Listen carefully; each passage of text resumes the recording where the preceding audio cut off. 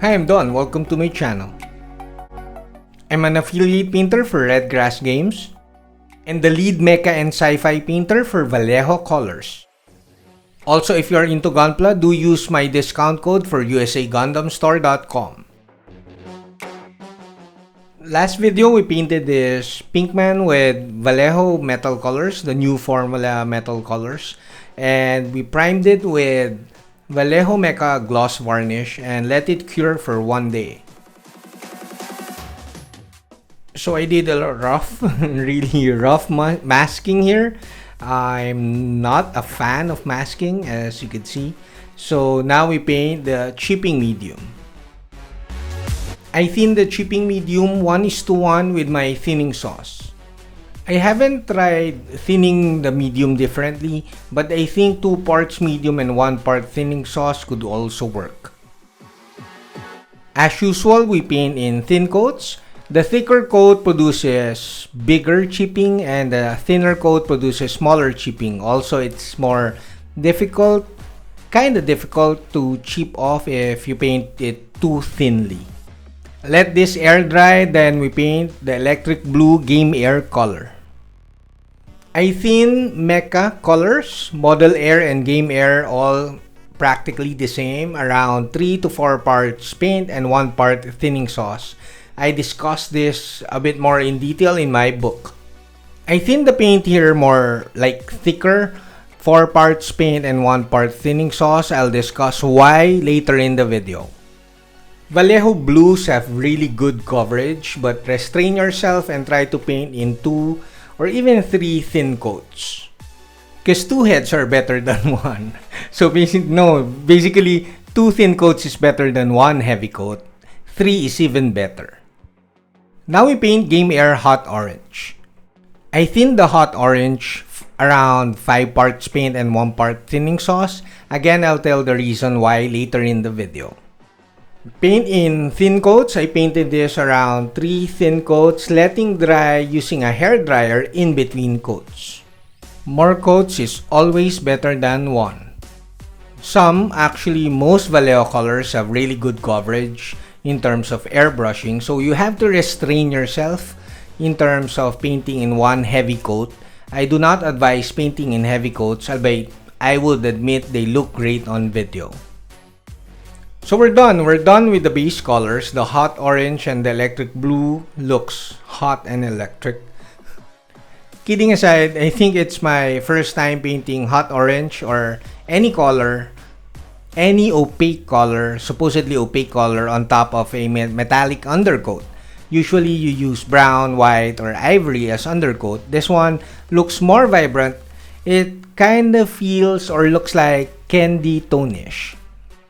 The base colors look nice and bright, and it's great because this will be toned down a bit when we do weathering on the later videos. Now we do the actual chipping of the chipping medium. We simply reactivate the chipping medium with water. You could actually dip the parts in water or just use a big brush and wet the parts. And then once reactivated, you could use a stiff old brush. I'm using like a cheap brush here, or even the cleaners for the airbrushes. You could use those, and also you could use toothpicks, or I'm using a barbecue stick here. So you could reactivate with water, and then once reactivated, you could use anything to chip off the base colors or the paint on top of the chipping medium. Now, as I've said earlier, the thicker that you apply the medium, the bigger the chipping are. And if you applied it thinly, the smaller the chipping. So we applied it just enough to produce big and small chipping here, but I kinda sort of regret using Game Airs.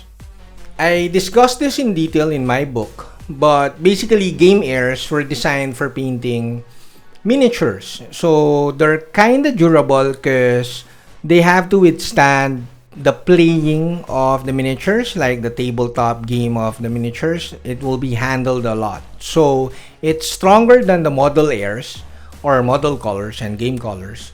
So no, it's as strong as game colors, but it's specifically formulated for airbrush. So basically it's stronger than model airs or model color, and it's a bit difficult to chip off.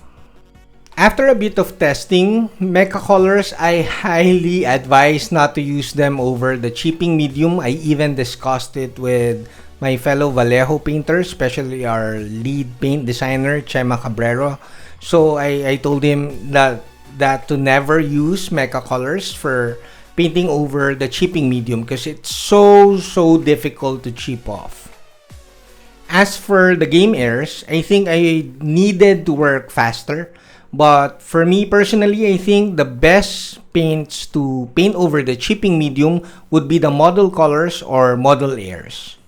Because model airs are simply like, they're not formulated to withstand handling because they're designed for armory and actual model figures that would be for display. So they're not as durable as game air, definitely not as durable as mecha colors. So they're the perfect paints for doing this kind of like painting over the chipping medium.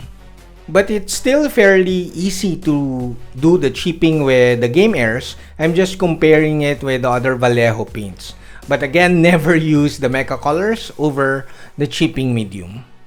Lastly, the electric blue and hot orange, I thinned them a bit thicker than usual because if you paint them too much or you paint them the usual 3 parts paint and 1 part thinning sauce, they will be too thin and they will actually reactivate the chipping medium. It will become like a crackle medium. You will have really small cracks while you're painting during airbrushing. So thin them thicker a bit, just a bit thicker so that you won't reactivate the chipping medium during airbrushing.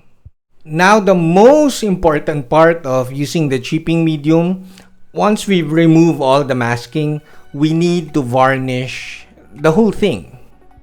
I'm using Mecha Satin Varnish. Satin Varnish has the same finish as Mecha Colors, which is satin. So I'm not using gloss because it's too glossy for the later videos. And just thin it 1:1 with my thinning sauce. Apply in 2 to 3 thin coats and let dry in between coats. Use a hair dryer to speed up the process. And then once you varnish it, you can now do weathering or like anything you want with the model.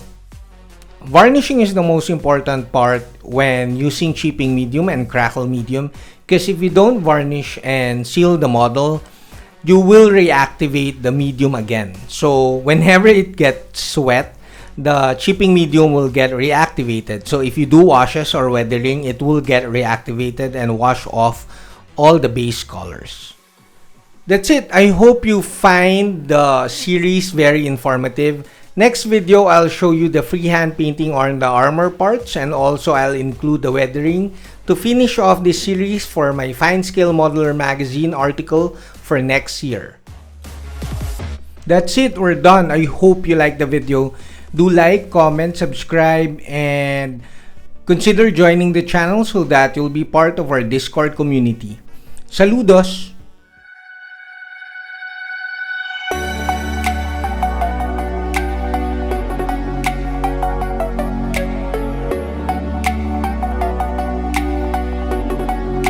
Hi, I'm Don. Welcome to my channel.